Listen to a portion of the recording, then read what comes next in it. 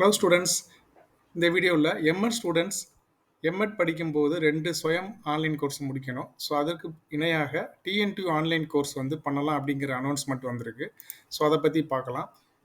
இந்த சர்க்குலரில் பார்த்தீங்கன்னா 2021-22 2022-23 இந்த 2 அகடமிக் இயரில் படித்த எம்எட் ஸ்டூடெண்ட்ஸுக்கு சுயம் ஆன்லைன் கோர்ஸ் கம்ப்ளீட் பண்ணாதவங்களுக்கு டிஎன்டியூ ஆன்லைன் கோர்ஸ் வந்து லான்ச் பண்ணியிருக்காங்க. ஸோ இது எம்எட் ஸ்டூடெண்ட்ஸ் வந்து யூட்டிலைஸ் பண்ணிக்கலாம். அது என்னென்ன கோர்ஸ் அப்படிங்கிறத பார்க்கலாம். ஆண்டர்பிரினர்ஷிப் டெவலப்மெண்ட் ஒரு கோர்ஸ், உமன் எம்பவர்மெண்ட். ஸோ இதோடைய வெப்சைட் வந்து பார்த்தீங்கன்னா tntu.co.in ஆன்லைன் கோர்ஸ்.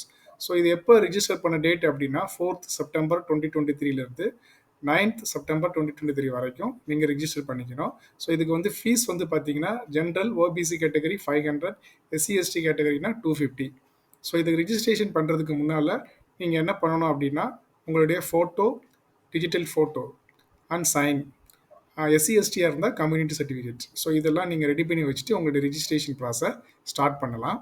இப்போ ரிஜிஸ்ட்ரேஷன் ப்ராசஸ் போகிறதுக்கு இந்த concern website tntu.co.in online course ash. So இந்த வெப்சைட் போயிட்டீங்க அப்படின்னா இந்த ஆன்லைன் கோர்சஸை பற்றி டீட்டெயில்ஸ் இருக்குது. அதில் ஆல் கோர்சஸ் அதை கிளிக் பண்ணுங்கள். ஆல் கோர்சஸை கிளிக் பண்ணும்போது இந்த டேஷ்போர்டில் ஆன்கோயிங் கோர்சஸ் இருக்கும், அப்கமிங் கோர்சஸ் இருக்கும். ஆன்கோயிங் கோர்சஸில் வந்து பிஎட்டுக்கு 2 கோர்சஸ் 1 கிரெடிட் கோர்ஸ் வந்து கொடுத்துருக்காங்க. அது ஆல்ரெடி போயிட்டுருக்கு. இப்போ அப்கமிங் கோர்சஸை பார்க்கும்போது எம்எட் ஸ்டூடெண்ட்ஸ் 2 கோர்ஸ் கம்ப்ளீட் பண்ணியிருக்கணும். எம்எட் 2 இயர்ஸ் டியூரேஷனில் 2 கிரெடிட் கோர்ஸ். அதுக்கு தகுந்தபடி 2 கிரெடிட் கோர்ஸ் தான் அவங்க கொடுத்துருக்காங்க. ஃபஸ்ட்டு நீங்கள் எந்த கோர்ஸ் வேணும் அப்படிங்கிறத ஜஸ்ட்டு கிளிக் பண்ணிங்க அப்படின்னாலே இந்த லாகின் பேஜ் வரும், சைனப். ஸோ இதில் போகும்போது கோர்ஸை வந்து நீங்கள் சைனப் பண்ணணும். இதில் டீட்டெயில்ஸ் வந்து கேட்கும். ஸோ இது வந்து ரிஜிஸ்ட்ரேஷன் ப்ராசஸ். ஸோ அதை நம்ம எப்படி பண்ணணும் அப்படிங்கிறத பார்த்து தான். ஸோ ஃபஸ்ட்டு நீங்கள் காலேஜ் கோடு டைப் பண்ணுங்கள். உங்கள் காலேஜ் கோடு வந்து இதில் இருக்கும் டிஃபால்ட்டாக. அதில் எந்த காலேஜ் அப்படிங்கிறத நீங்கள் செலக்ட் பண்ணணும். அதுக்கப்புறம் ஸ்டூடெண்ட் நேம், SSLC சர்டிஃபிகேட்டில் ஸ்டூடெண்ட் நேம் எந்த மாதிரி இருக்கோ ஸோ அதை நீங்கள் இங்கே என்டர் பண்ணணும். அதுக்கப்புறம் கோர்ஸ் ஸ்டடிங். ஸோ இப்போ வந்து பிஜி நீங்கள் செலக்ட் பண்ணணும். எம்ஆர் ஸ்டூடெண்ட்ஸாக இருக்கிறனால பிஜி நீங்கள் செலக்ட் பண்ணிக்கணும்.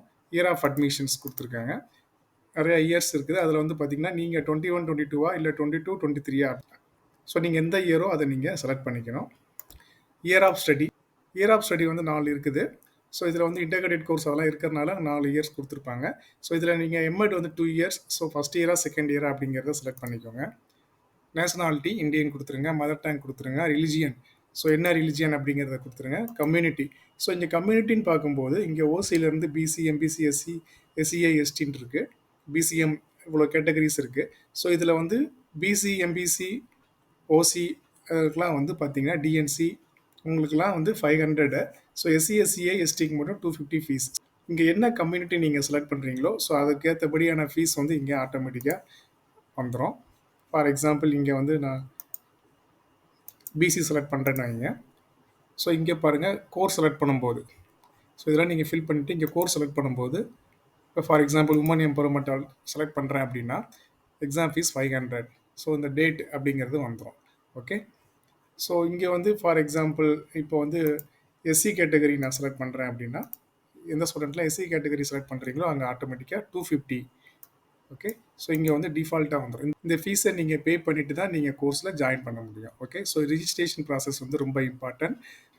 உங்களோட யூனிவர்சிட்டி ரிஜிஸ்ட்ரேஷன் நம்பர் இந்த இடத்துல கிளியராக எரர் இல்லாமல் கொடுத்துருங்க. ஸோ அது வந்து ரொம்ப இம்பார்ட்டண்ட்.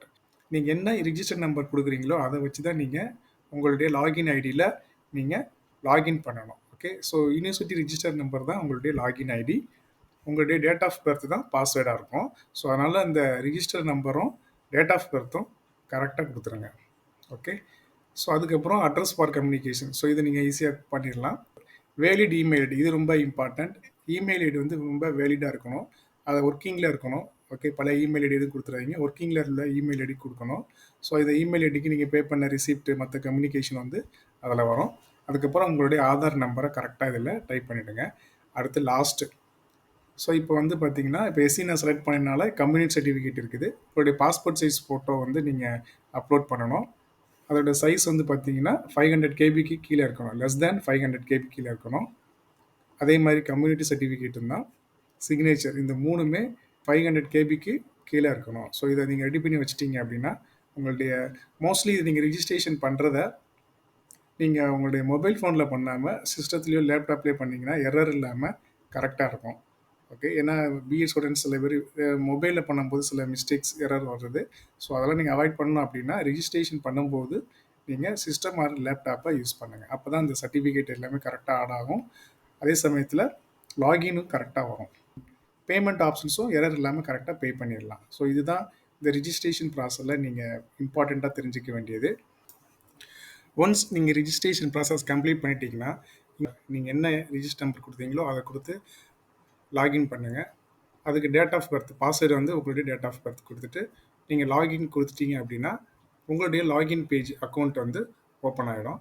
இதில் நீங்கள் என்ன கோர்ஸ் வேணும் அப்படிங்கிறத நீங்கள் ஆல்ரெடி செலக்ட் பண்ணி ரிஜிஸ்ட்ரேஷன் பண்ணியிருப்பீங்க.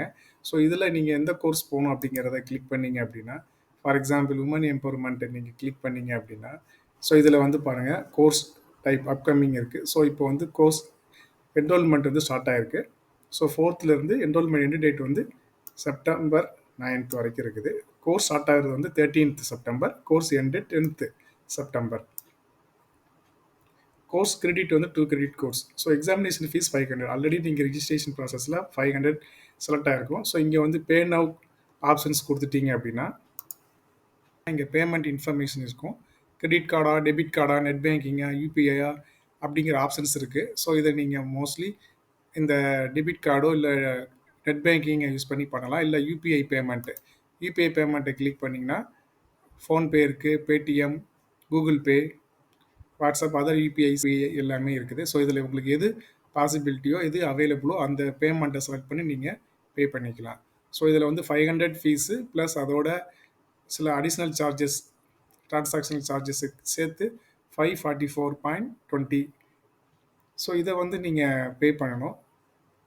சில ரூபே கார்டில் வந்து இந்த டிரான்சாக்ஷன் சார்ஜ் வந்து கம்மியாக இருக்கும், இல்லை இல்லாமல் இருக்கும். அது 500 மட்டும் பே பண்ணுற மாதிரி இருக்கும். ஸோ நீங்கள் எந்த பேமெண்ட் ஆப்ஷன் செலக்ட் பண்ணுறீங்களோ அந்த பேமெண்ட்டு வரும். ஸோ அந்த பேமெண்ட்டை நீங்கள் இதில் கிளிக் பண்ணி பே பண்ணிவிடுங்க. ஒன்ஸ் நீங்கள் பேமெண்ட்டை கம்ப்ளீட் பண்ணிட்டீங்க அப்படின்னா உங்களுடைய கோர்ஸ் வந்து மை கோர்ஸ் செக்ஷனில் போயிடும்.